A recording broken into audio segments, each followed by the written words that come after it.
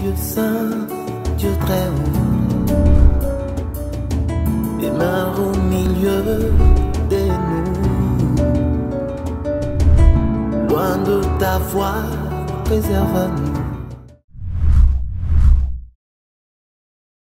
Que le Seigneur Dieu, le maître de tout ce qui est visible et invisible, vous bénisse et que son esprit agisse dans vos cœurs, là où vous nous suivez encore en ce jour, à travers cet élément. Merci beaucoup pour votre fidélité et la manière dont vous réagissez à tout ce que nous sommes en train d'enseigner.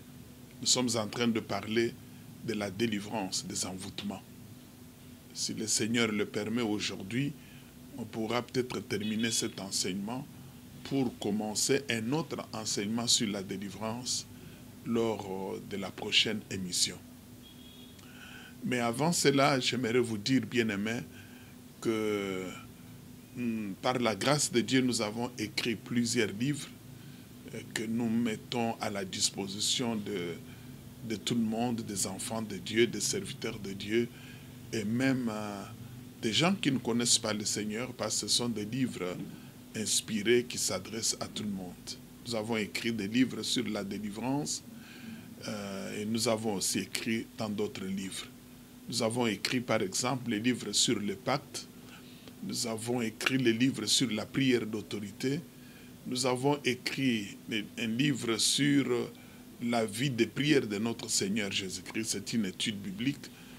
Nous avons montré par là que c'est un paradigme pour tous les serviteurs de Dieu, pour tous les enfants de Dieu.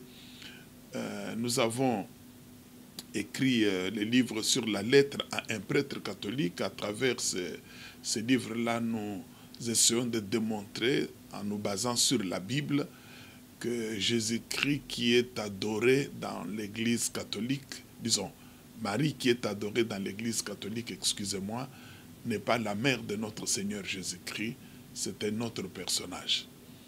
Et nous avons écrit un autre livre sur la pornographie, les serviteurs de Dieu face à la pornographie. Aujourd'hui, vous savez ce que la pornographie est en train de faire dans le monde, comment ça détruit des vies. Et là, nous avons fait une étude intéressante sur la pornographie et démontré quelle doit être la position d'un serviteur de Dieu vis-à-vis de la pornographie et quelle doit être l'attitude d'un enfant de Dieu vis-à-vis de cette pratique qui est en train vraiment d'avilir les gens. Il y a beaucoup d'autres livres que nous avons mis à la disposition du corps du Christ, à la disposition des lecteurs. Si vous nous écrivez, si vous entrez en contact avec nous, nous allons voir comment vous faire parvenir tous ces livres ou certains d'entre eux. Nous croyons que ça peut vraiment vous édifier. Il y a aussi des documents sur la délivrance que nous mettons à la disposition, surtout des serviteurs de Dieu, des canevas d'études sur différents sujets concernant la délivrance, même les sujets que nous abordons, des esprits incubes et succubes, l'envoûtement, la sorcellerie, des esprits humains, l'occultisme, etc. Nous avons, par la grâce de Dieu, élaboré un certain nombre de documents sur tous ces sujets que nous mettons à la disposition des serviteurs servants de Dieu. Aujourd'hui, nous allons poursuivre avec cet enseignement sur la délivrance des envoûtements. La délivrance des envoûtements, le chapitre 5 que nous allons aborder aujourd'hui concerne comment discerner un cas d'envoûtement. Comment discerner l'envoûtement. Comment savoir si vous êtes envoûté ou pas. Comment savoir si votre proche parent est envoûté ou pas. Votre ami, votre voisin, voisine est envoûté ou pas. Comment vous pouvez le savoir? Ici, je vais souligner peut-être 3-4 points importants. Je ne serai pas trop long. Je vais donner des choses essentielles parce qu'il règne une grande confusion là-dessus. La première chose que je voulais dire, vous devez savoir, frères et sœurs, qu'il n'est pas facile, qu'il n'est pas aisé pour une personne qui est enchaînée, qui est envoûtée, de savoir qu'elle vit dans l'envoûtement, qu'elle vit sous l'emprise de Satan. Souvent, lorsqu'on est envoûté, on croit que la situation est normale. C'est peut-être les gens de l'extérieur qui discernent que telle personne est envoûtée. Mais la personne qui a été envoûtée ne sait pas comprendre qu'elle est envoûtée. Malheureusement. Vous pouvez même vous approcher de la personne et lui dire « Nous voyons que vous êtes envoûté par cette personne-là. » Mais elle ne croira pas. Elle peut même vous faire la guerre. Elle peut même aller vous accuser auprès de la personne qui l'a envoûté. Elle peut même aller vous accuser. Qu'il semble qu'on me dit que c'est vous qui m'avez envoûté. Pour quelle raison? Parce que une personne envoûtée, une personne qui vit sous cette emprise, il règne dans sa vie une certaine confusion. Parce que vous savez que l'envoûtement peut viser les corps d'une personne, l'envoûtement peut viser l'âme d'une personne, l'envoûtement peut viser l'esprit d'une personne. Mais aussi l'envoûtement, il y a des envoûtements qui visent toutes les trois parties qui constituent l'être humain. Les parties que la Bible nous donne. Le corps, l'âme et l'esprit. Il y a des gens qui ont été atteints par des démons d'envoûtement à tous les niveaux de leur être. Et il est difficile pour ces gens-là de pouvoir discerner qu'ils sont dans l'envoûtement. C'est pourquoi, lorsque vous vivez avec une personne et que le Saint-Esprit vous convainc que cette personne-là est envoûtée, il faut vous mettre à prier pour la personne. Il ne faut pas toujours crier, vous êtes envoûté, vous êtes sous les charmes. Non, ça ne vaut pas la peine parce que la personne ne comprendra pas. La personne ne comprendra pas parce qu'au fait, son esprit est obscurci, est aveuglé. Et même sa volonté est contrôlée par les démons qui a été utilisé pour l'envoûter. Et que ces démons contrôlent sa volonté, contrôlent parfois son esprit et l'empêchent de pouvoir comprendre qu'elle vit sous l'influence maléfique. N'oubliez pas que ce que on appelle envoûtement, c'est une opération néfaste des sorciers qui consiste à nuire, à exercer une emprise maléfique sur une personne, sur sa famille, sur ses biens, dans le but de lui faire du mal. Et cette opération-là, comme nous l'avions dit lors de précédentes émissions, c'est qu'on fait appel à des puissances occultes, à des démons. Et ce sont ces démons qui se mettent à agir dans la vie de la personne, qui conditionnent la personne dans le sens voulu de ceux-là qui l'ont envoûté, de ceux-là qui ont invoqué ces démons et qui les ont envoyés. Nous y reviendrons lorsque nous parlerons de comment expérimenter la délivrance des envoûtements. Alors, dans la vie d'une personne qui a été envoûtée, il règne une confusion. Confusion dans ses sentiments, dans son intelligence, dans sa volonté. Et c'est pourquoi vous voyez par exemple un vieux papa qui abandonne sa femme, qui abandonne ses enfants et qui va vivre avec une prostituée ou qui va vivre avec sa secrétaire un peu plus loin et qui abandonne tous les siens et qui commence à amener son salaire là-bas. Vous pouvez parfois vous demander mais qu'est-ce qui se passe? Mais vous ne pouvez pas réaliser qu'elle a été envoûtée et c'est comme ça que la situation est en train de se passer. La deuxième chose que je voulais dire est que, quel que soit ce qui a été fait, il n'y a que le Saint-Esprit qui peut aider à comprendre ce qu'il y a. Lorsque je parle du Saint-Esprit, je parle du Seigneur, notre Dieu. Car notre Dieu sonde les cœurs et il les connaît. Tout est à nu devant lui. La Bible nous dit que rien n'est caché à ses yeux. Dieu connaît toutes choses. Il sait ce qui se passe dans l'obscurité. Il sait ce qui se passe n'importe où. Il n'y a rien qui soit caché à ses yeux. C'est pourquoi si vous voulez discerner, savoir si vous êtes envoûté ou pas, si vous voulez savoir si telle ou telle autre personne est envoûtée ou pas, qu'est-ce qu'il faut faire? Il faut invoquer le Seigneur. Il faut prier. Il faut vous adresser au Dieu Tout-Puissant.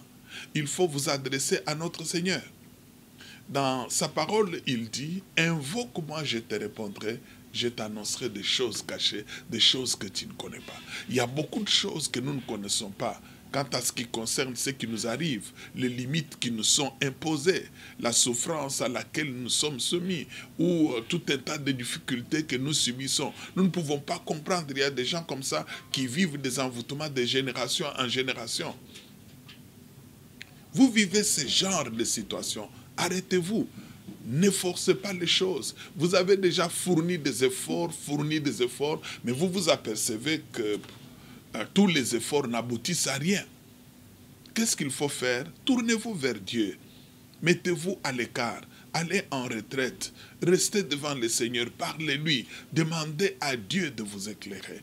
Le Saint-Esprit va vous éclairer. Si vous êtes sincère devant le Dieu Tout-Puissant, il va vous révéler exactement ce qu'il y a et ce que vous devez faire. Je crois vous avoir parlé du cas de cet homme qui avait été envoûté, un membre de famille. Nous tous, nous savions qu'il a été envoûté, sauf lui. Sauf lui. Il a été envoûté par une vieille dame et ça l'a conduit au divorce avec sa femme légitime, la femme avec laquelle il avait eu des enfants. Et il y a eu divorce et il a renvoyé cette femme. Et toute la famille, tout le monde a plaidé en faveur de cette femme qui n'avait rien fait. Mais lui trouvait qu'il avait fait quelque chose, il fallait la répudier. Il l'a répudiée et il a épousé cette vieille femme, même plus âgée que lui. Et lorsqu'il a épousé cette vieille femme, tout le monde, même ses amis, disaient qu'il y a quelque chose qui ne va pas. Comment ce garçon peut épouser cette vieille femme, hein? Et non. Mais lui trouvait que non, c'est la femme qui me convient, et tout ça, il donnait des arguments, des raisons. Alors finalement, un jour, après plusieurs mois, nous sommes allés chez lui, nous lui avons fait comprendre que vous avez été envoûté. Il a dit non, je n'ai jamais été envoûté. Je vis avec elle, ça fait plusieurs mois. Je n'ai jamais vu de fétiche dans la maison. Bien-aimé, vous devez savoir que tous les envoûtements n'utilisent pas de fétiche. Il y a des envoûtements qui utilisent des incantations, des imprécations. Il y a des envoûtements qui utilisent d'autres moyens pour pouvoir envoûter les gens. Ou parfois qui utilisent des fétiches, mais les fétiches là on les cache. Mais lui ne voyait rien. Mais nous lui avons dit, nous allons prier. Nous sommes les serviteurs du Dieu vivant. Et nous avons prié dans cette maison-là, en l'absence de cette femme. Et nous sommes repartis quelques semaines après. Et il était en train de fouiller, on ne sait pas quoi, dans la chambre. Et là, il est tombé dans le fétiche qui était dans la valise de la femme. Et c'est là où il a vu vraiment lui-même par lui-même le fétiche en question. Dès qu'il a touché à ce fétiche, la femme là où elle était, il a couru, pourquoi tu as touché mes histoires et tout ça. Il a pris la décision de quitter la maison. Et c'est comme ça qu'elle est partie. Et là même, elle est partie, elle est allée mourir.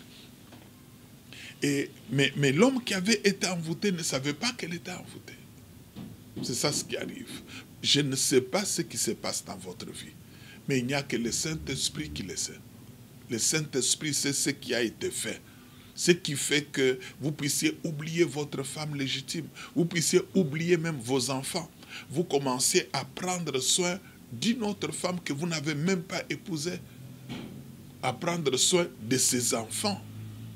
Le Saint-Esprit sait que ce prophète, cette prophétesse-là vous a envoûté. C'est pourquoi vous ne pouvez pas écouter quelqu'un d'autre.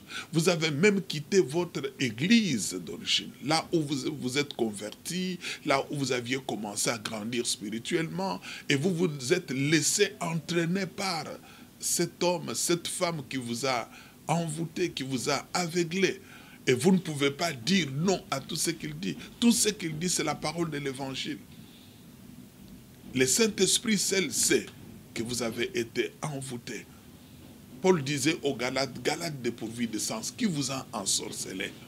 Qui vous a ensorcelé? Vous qui aviez commencé par l'Esprit, voulez-vous terminer par la chair?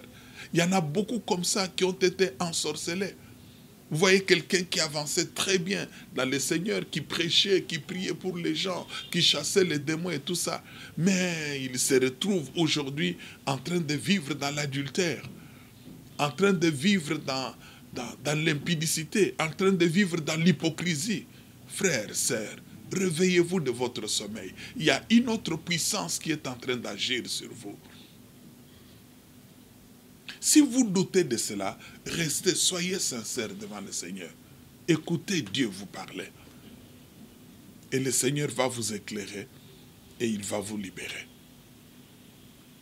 Mais le troisième point que je voulais souligner dans ce chapitre, ça concerne certains éléments qui peuvent aider à discerner si l'on est envoûté ou pas. En fait, je ne saurais pas prendre la place du Saint-Esprit, mais je vais vous donner quelques éléments qui peuvent vous aider peut-être à comprendre certaines choses. Mais je suis convaincu que seul le Saint-Esprit est capable de mettre à nu ce qui est caché. C'est pourquoi je vous recommande de vous adresser au Seigneur. Le premier élément que je voulais souligner, c'est la faiblesse dans la volonté. Lorsqu'on a été envoûté, on se retrouve assez faible, disons, dans sa volonté, ou on manque de volonté devant la personne qui nous a envoûtés. On a une faible volonté, on ne sait pas résister, on ne sait pas dire non, on ne sait... Lorsqu'on se retrouve devant cette personne, on a l'impression de ne pas avoir la volonté. Un jour, nous avons prié pour une jeune fille qui était chrétienne, très engagée à une église baptiste et qui était même chantée dans la chorale, mais qui nous a ouvert son cœur en pleurant même, en disant qu'elle vivait en concubinage avec un homme et elle n'aimait pas cet homme. Elle ne voulait pas mener cette vie qu'elle menait. Dit pasteur, je suis chrétienne, je suis conscient que ce que je fais est mauvais. Mais chaque fois que je rencontre cet homme, je n'ai pas de volonté. Je n'ai pas de volonté.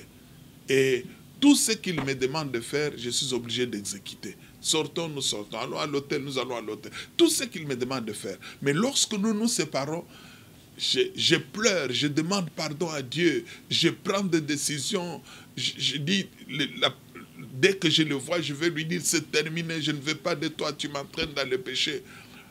Mais pasteur, prochainement, lorsqu'il apparaît, il se manifeste, je n'ai pas de volonté, je ne sais pas lui dire quoi que ce soit. Je me sens brisé, dominé par sa présence et je me laisse toujours entraîner.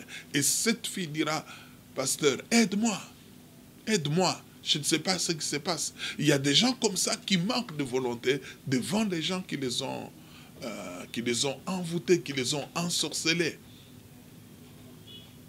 Mais face à d'autres personnes, ils ont même une volonté très ferme. Une volonté très ferme.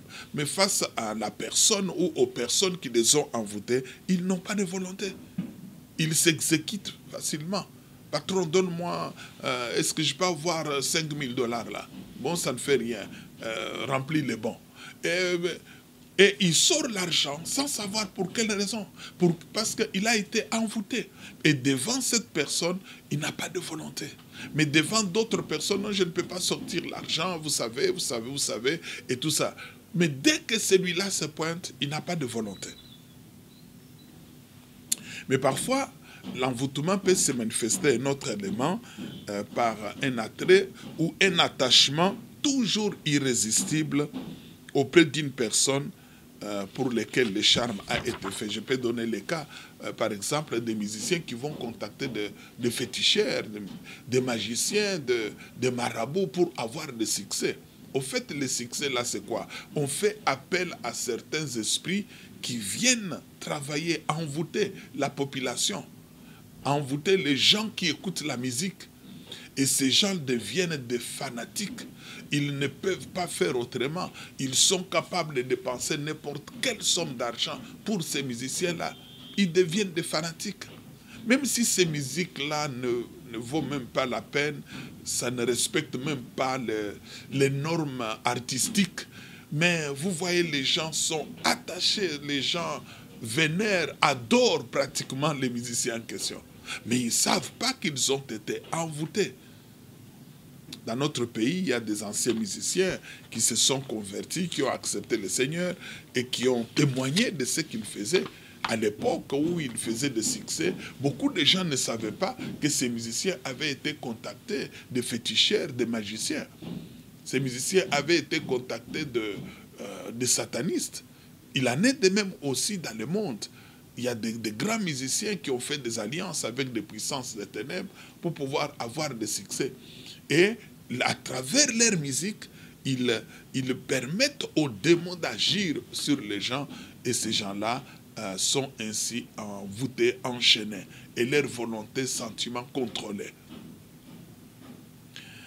Il y a un autre élément que vous pouvez savoir. Lorsqu'on a été envoûté, on a l'impression de ne pas être libre. On peut avoir cette impression de ne pas être libre. De ne pas être libre dans sa conduite. De ne pas... La personne ne se sent pas libre à agir. La personne a l'impression qu'il y a une autre force qui pèse sur soi et qui contraigne à faire telle ou telle autre chose. Or, le Seigneur dit dans sa parole que si le Fils vous a franchi, vous serez réellement libre. Mais il y a des gens qui ne sont pas libres. Qui ne sont pas libres tout simplement parce qu'ils ont été conditionnés par l'action des démons. Ils ont été ensorcelés. Un autre élément, c'est le brisement brusque de l'évolution spirituelle. Sans cause apparente, la personne commence à connaître des problèmes sur le plan spirituel, c'est-à-dire c'est une personne qui avançait dans la sanctification, dans la prière, ou même dans la prédication, dans l'intimité avec le Seigneur. Mais à un certain moment, c'est comme si la personne s'était cognée quelque part et la personne commence à perdre sa spiritualité. La personne commence à vivre, à se sentir à l'aise dans le mal, à se sentir à l'aise dans les mensonges, dans l'hypocrisie, dans l'impudicité, dans l'adultère, à se sentir à l'aise dans ces choses mauvaises. C'est pourquoi Paul dit, Galates dépourvus de sens, qui vous a ensorcelé? Vous qui aviez commencé par l'esprit, voulez-vous terminer par la chair? Vous aviez commencé par l'esprit. Lorsque par exemple on a envoûté quelqu'un au sein d'une assemblée, d'une église, pour casser son élan spirituel, son ministère et tout ça, bien aimé, souvent c'est ce qui arrive. Et c'est comme ça que vous verrez par exemple le pasteur qui commence à soupçonner sa femme de sorcière et qui commence à penser à la possibilité de trouver une autre femme, une femme soi-disant du ministère. Et il donne toutes les raisons nécessaires. Vous pouvez aller le voir, lui prodiguer des conseils ou chercher à comprendre, mais pourquoi vous dites que les sorts, non, mais Dieu m'a révélé, Dieu m'a révélé. Mais lorsque vous suivez la chose de plus près, vous voyez que cela n'est pas exact. Ce n'est pas exact. Mais pour quelle raison? Parce que le pasteur a subi une attaque de la part de sorciers qui veulent détruire sa vie spirituelle, détruire son ministère, détruire même l'Église. Et c'est pourquoi, frères et sœurs, lorsque vous voyez un pasteur, un serviteur de Dieu tomber dans le mal, ne vous moquez pas, mettez-vous à genoux, priez, intercédez, exercez l'autorité. Parce que vous ne savez pas qu'est-ce qui s'est passé. Quelqu'un qui craignait le péché, qui condamnait ceux qui commettaient le mal, mais lui-même se retrouve en train de faire le mal. Il se retrouve maintenant dans l'ivrognerie, il se retrouve dans les mensonges, dans l'orgueil. Il commence maintenant à défendre les choses qu'il condamnait hier. Dites-vous, il y a quelque chose qui ne va pas. il y a quelque chose qui ne va pas. Et notre élément, c'est, je l'ai dit, je l'ai souligné en passant, c'est une double vie à outrance. Lorsque certaines personnes, lorsqu'elles subissent les envoûtements, ces personnes commencent à avoir une vie double, c'est-à-dire chrétien et païen, chrétien et adultère, chrétien et impudique. C'est pourquoi dans l'Apocalypse, on parle des Nicolaïtes. Les Nicolaïtes, Nicolas, c'est la personne qui a enseigné qu'on peut être chrétien tout en vivant dans la licence, tout en vivant dans les désordres. Il n'y a pas d'incompatibilité. Il n'y a pas de compatibilité. Et lorsqu'on parle de l'église de Thyatire, on dit que cette église a été entraînée par Jézabel, Jézabel qui a entraîné des serviteurs de Dieu à vivre dans l'idolâtrie, mais aussi à vivre dans l'immoralité sexuelle. Mais ils continuaient à prôner qu'ils étaient chrétiens. Ils continuaient à déclarer qu'ils étaient serviteurs de Dieu. Mais au même moment, ils vivaient dans le mal. Or, l'esprit de Jézabel, c'est un esprit de sorcellerie. C'est un esprit d'envoûtement. Parce que Jézabel de l'Ancienne Alliance pratiquait le sortilège. C'était une grande sorcière.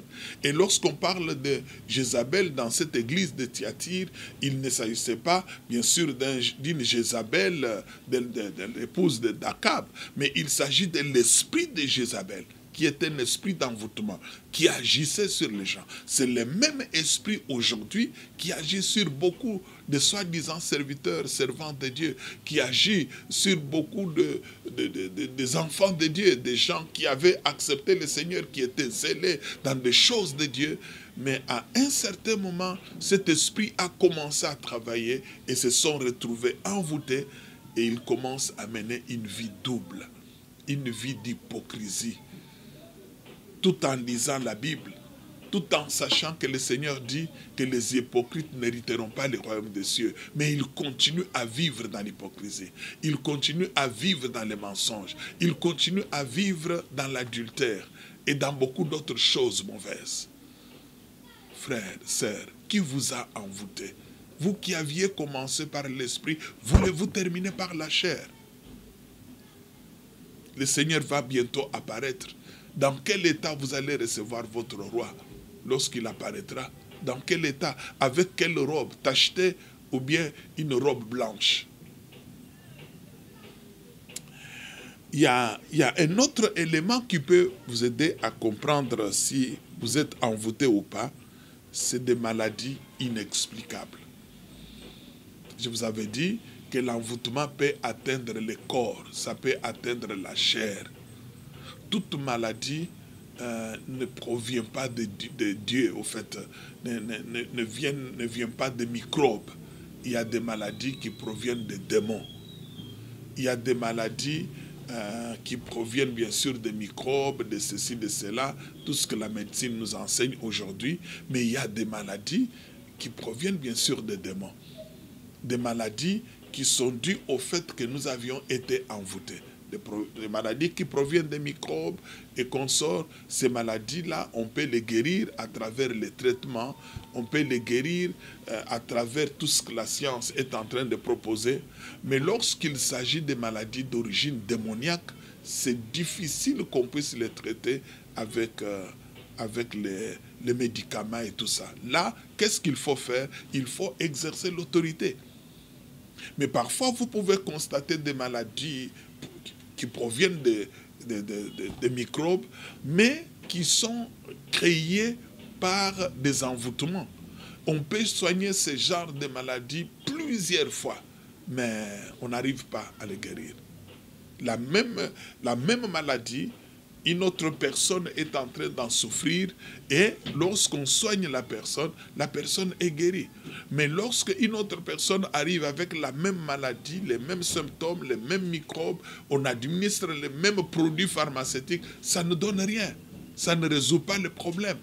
Et d'ailleurs, ça se complique, ça peut même conduire la personne à la mort. Là, il faut s'arrêter et comprendre que cette maladie peut être une maladie d'origine démoniaque, peut être due à un envoûtement.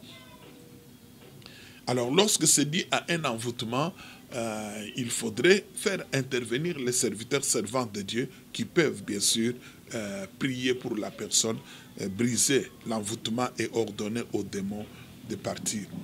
Mais un autre signe qui peut montrer qu'on subit les envoûtements, ça peut être le manque de stabilité dans l'emploi, le manque de stabilité dans la vie. On n'a jamais été stable dans la vie. Il y a des gens qui ont été envoûtés. Et cet envoûtement ne se manifeste que par l'instabilité.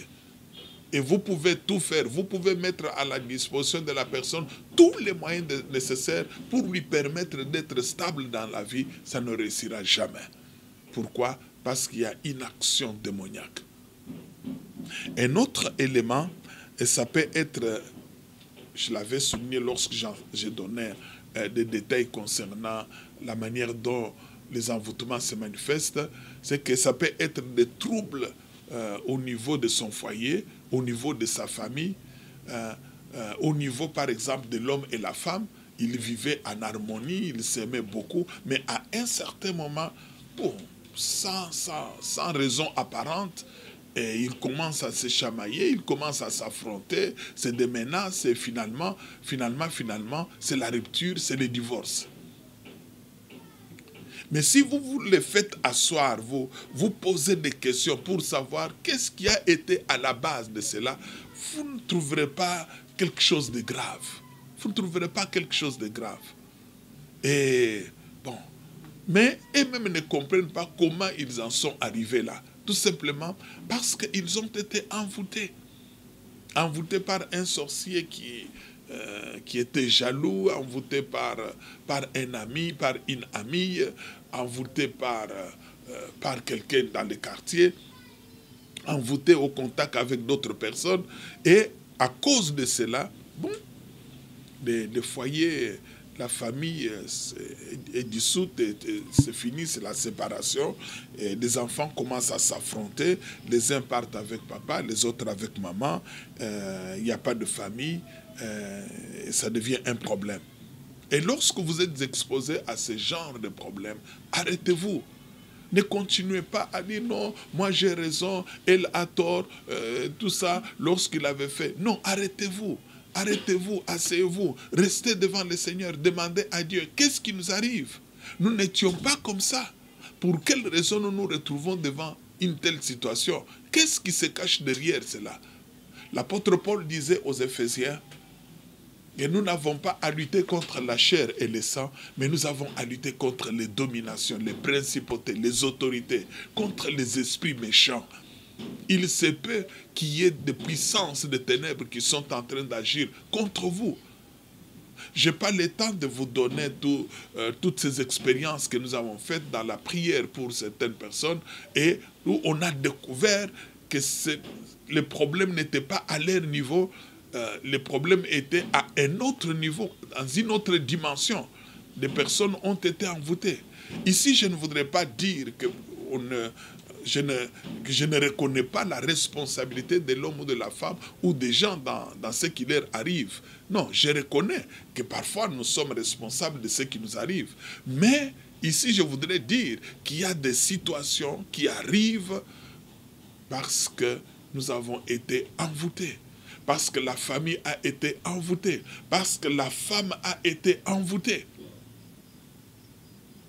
Comment pouvez-vous comprendre une femme qui vivait sans problème avec son mari, qui a eu de beaux enfants et qui cherchait l'emploi, et son mari lui a trouvé un emploi, il a commencé à travailler, et là où il travaillait, il y avait un monsieur, un vieux monsieur, un expert dans l'infidélité, dans l'adultère, et qui avait envoyé sa femme à l'étranger avec les enfants et qui vivait seule.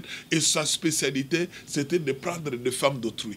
Presque toutes les femmes avec lesquelles cet homme sortait devaient divorcer plus tard et vivre en tant que célibataire. Et cette jeune femme, en travaillant là-bas, a été séduite par ces messieurs. Et elle est tombée dans l'adultère. Et son mari a su. Et finalement, le pasteur de cette femme, de cet homme, est intervenu. On a commencé à conseiller à la femme, on a commencé à lui parler pour qu'elle revienne à la raison. elle n'est jamais revenue à la raison, jusqu'à claquer la porte, à quitter son mari, à quitter ses enfants. Et aujourd'hui, elle vit sans mari, sans quoi, et divorcée comme toutes les autres femmes que cet homme-là avait connues. Vous ne pouvez pas comprendre certaines choses. Il y a des gens qui sont des agents pollueurs. Des hommes ou des femmes, vous entrez en contact sexuel avec une telle personne, toute votre vie est détruite. Vous êtes envoûté. Vous êtes envoûté, c'est fini. C'est pourquoi, frères, sœurs, lorsque vous vous retrouvez devant des situations incompréhensibles, vous fournissez des efforts, vous cherchez des solutions, vous n'arrivez pas à trouver, arrêtez-vous, tournez-vous vers le Seigneur. Tournez-vous vers Dieu. Ne forcez pas les choses. Il y a un Dieu au ciel, un Dieu qui connaît, un Dieu qui écoute les prières, un Dieu qui exauce. Ce Dieu-là n'a pas changé, il demeure le même, hier, aujourd'hui et éternellement. Il a dit, tournez-vous vers moi et vous serez sauvés. Le terme traduit par sauver, c'est un terme, ça signifie délivrer. Ça signifie guérir. Ça signifie restaurer. Il dit, tournez-vous vers moi et vous serez sauvés. Tournez-vous vers Dieu. Tournez-vous vers le Seigneur Jésus-Christ. Si vous appartenez déjà au Seigneur Jésus-Christ et que vous êtes en train de patauger, vous ne savez pas vous en sortir, parmi des moyens que vous pouvez utiliser pour permettre au Seigneur d'agir, c'est d'entrer en contact avec d'autres serviteurs de Dieu. La parole de Dieu nous dit, confessez vos péchés les uns aux autres et priez les uns pour les autres, afin que vous soyez guéris. Portez le fardeau les uns les autres. Ne vous empêchez pas d'entrer en contact avec d'autres serviteurs de Dieu, de leur ouvrir votre cœur, afin qu'ils puissent discerner ce qu'il y a et qu'ils puissent vous aider. Parce qu'il y a des moments où nous nous engageons dans les combats, nous ne parvenons pas à nous en sortir, mais Dieu peut utiliser d'autres serviteurs de Dieu pour que nous soyons totalement libérés. Il va le faire. Ce Dieu-là vous aime. Il a dit dans sa parole, le juste tombera cette fois l'Éternel le relèvera. Vous avez accepté le Seigneur, vous êtes injuste. Non pas parce que vous avez posé des actes justes, mais parce que vous aviez été justifié par le sang de l'agneau. Mais ce Dieu-là est disposé à vous relever, à vous ramener sur la voie, sur la bonne route. Mais vous devez être sincère. C'est pourquoi dans la dernière partie de notre intervention, dans l'émission qui suit, nous allons parler de comment expérimenter la délivrance d'un envoûtement. Seigneur Dieu notre Père, je prie pour que tu puisses éclairer mon frère, ma sœur, éclairer tout celui qui nous a écoutés aujourd'hui quant à ce qui concerne ce qui lui arrive. Il n'y a rien qui soit caché devant toi. Tout est à nu devant toi, Seigneur. Éclaire-les par ton esprit. Engage-les sur la voie de la repentance, sur la voie de la libération et de l'affranchissement. Parce que toi, tu as dit dans ta parole, tournez-vous vers moi et vous serez sauvés. Et lorsqu'il va se tourner vers toi, sauve-les, libère-les, guéris-les, restaure-les. Au nom du Seigneur Jésus-Christ. Amen.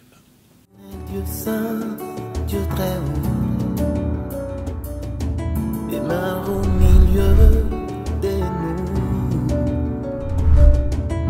Loin de ta voix, préserve-nous.